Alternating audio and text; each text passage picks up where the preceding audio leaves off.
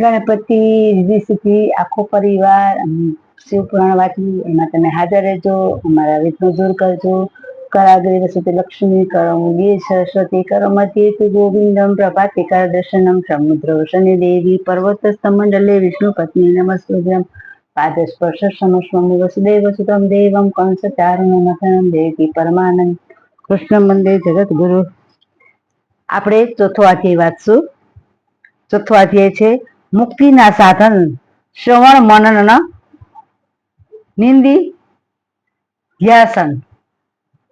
મુક્તિના સાધન શ્રવણ મનન નિધિના ધ્યાસન. મુનિઓ બોલ્યા, હે બ્રહ્મણનું મનન શ્રવણ ને તેનું કીર્તન પણ કેવી રીતે કરવું તે સર્વ અમને આપ પ્રથાર્થ રીતે કહો. અમારે શ્રવણ કેવી રીતે કરવું તેમ અમને સમજાવો. બ્રહ્માજી બોલ્યા, શિવજીની પૂછા જપ ગુરુ રૂપ તથા વિલાસ નામના અનુમાનાદિ વિચારયુક્ત મનન વડે જે નિરંતર શોધ તે મનન જાણવું સર્વશ્રેષ્ઠ સાધનમાં મુખ્યથી પણ મુખ્ય તેવું તે મનન ઈશ્વર કૃપા દ્રષ્ટિથી થાય છે. મનન કૃપા દ્રષ્ટિથી થાય છે, અન્યથા નહીં. શંભુના પ્રતાપ ગુણ રૂપ વિલાપ તથા નામોનું ગીત રૂપે શ્રુતિના મંત્રોથી કે હર કોઈ ભાષાથી સ્પષ્ટ વાણી દ્વારા જે રસભર્યું સ્વન કરવું એ પણ એમનું કીર્તન છે. રસભર્યું કરવું એ પણ એનું કીર્તન છે. તે આ લોકમાં મધ્યમ સાધન છે. કોઈ નિમિત્તે શિવ મહાત્મય પ્રતિવાદન એવા શબ્દ પૂજ તરફ ત્રિકીડા તરફ જેમ મન એકાગ્ર થાય તેમ શ્રવણેન્દ્રિયનું અત્યંત એકાગ્ર પૂર્ણ થાય છે. તે જ જગત પ્રસિદ્ધ એવું શ્રવણ કહેવાય. સત્પુરુષના સમાગમથી પણ પ્રથમ શ્રવણ થાય. તે પછી પશુપતિ એવા શિવજીનું અત્યંત દ્રઢ એવું કીર્તન થાય અને ત્યાર પછી સર્વોત્તમ એવું મનન થાય. તે સર્વ શિવજીની કૃપા દ્રષ્ટિથી થાય છે. એ મહાદેવની કૃપા દ્રષ્ટિથી થાય છે. જે પણ કાંઈ થાય તે. સૂત પુરાણજી બોલ્યા, હે મુનીશ્વરો, આ સાધન મહાત્મયના પ્રસંગમાં તમારે માટે પૂર્વનું વૃત્તાંત હું કહું તે એકાગ્ર મનથી તમે સાંભળો. પૂર્વે પરાશય મુનિના પુત્ર મારા ગુરુ વ્યાસજી સપ્રભાત થઈ સરસ્વતીના દ્રઢ તટ પર તપસ્યા કરતા હતા. એટલામાં તો ત્યાં સૂર્ય સરખી ક્રાંતિ વાળા વિમાન જતા ભગવાન સનત કુમારે દેવેશાથી મારા ગુરુ વ્યાસજીને જોયો. તે સમયે ધ્યાનારૂઢ થયેલા મારા ગુરુ વ્યાસજીએ ધ્યાનથી જાગીને બ્રહ્માજીના પુત્ર સનત કુમારને જોઈ તેણે પ્રણામ કરી દેવતાઓને યોગ્ય અર્ઘ્ય આપ્યો અને તેથી પ્રસન્ન થયેલા સમસ્ત સનત કુમારે ગંભીર વાણીથી મારા ગુરુને કહ્યું, હે મુને, તમે સત્ય વસ્તુનું ધ્યાન ધરો. પ્રત્યક્ષ ગોચર એવા શિવજી તમને સહાય થશે. ગોચર એવા શિવજી તમને સહાય કરશે. શું કરવા તપ કરો છો? શું કરવા તપ કરો છો? એવી જ રીતે સનત કુમારની કહેવાથી મનનશીલ વ્યાસીએ પોતાનો અભિપ્રાય તેમને કહ્યો. ધર્મ, અર્થ, કાળ તથા મોક્ષ એ ચારેય પુરુષાર્થ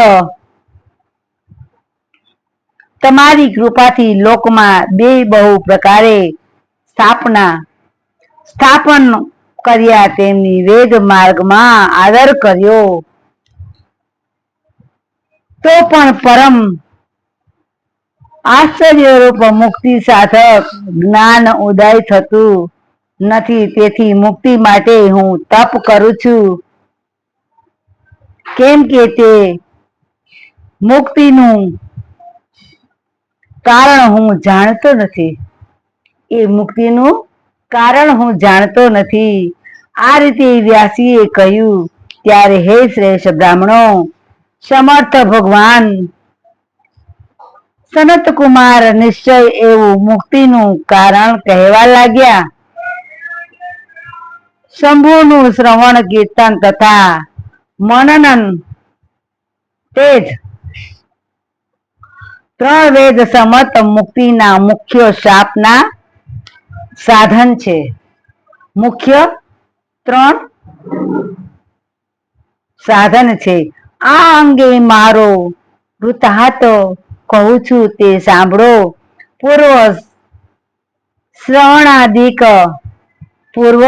શ્રવણાદિક અન્ય સાધનોમાં સંભ્રાત મનવાળો હું પણ અંતરાચલ પર્વતમાં પણ તપશ્ચર્યા કરતો હતો. તેટલામાં ત્યાં શિવજીની આજ્ઞાથી ભગવાન નંદિકેશ્વર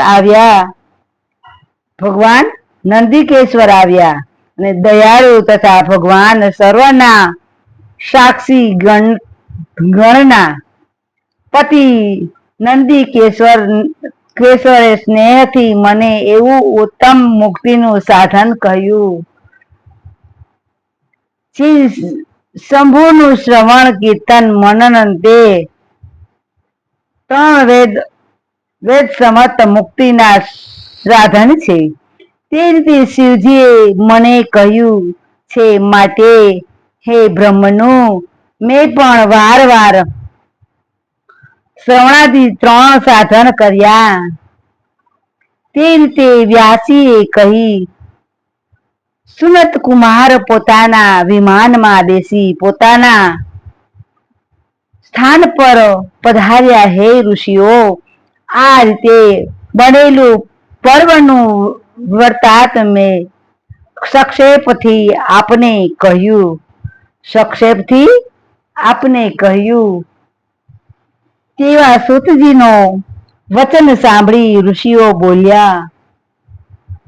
હે સૂતજી, શિવજીનું શ્રવણ કીર્તન મનન આ ત્રણ મુક્તિના સાધન છે. શિવજી શું કહે છે? તે સૂતજી, શિવજીનું શ્રવણ કીર્તન અને મનન આ ત્રણ મુક્તિના સાધન છે. તેમ આપે કહ્યું. પણ શ્રવણાદિ સાધન કરવામાં અશક્ત એવો પુરુષ શું કરવાથી મુક્ત થાય? અત્યન વિના કયા કર્મથી મુક્તિ થાય તે આપ કહો. કર્મથી મુક્તિ થાય તે આપ કહો.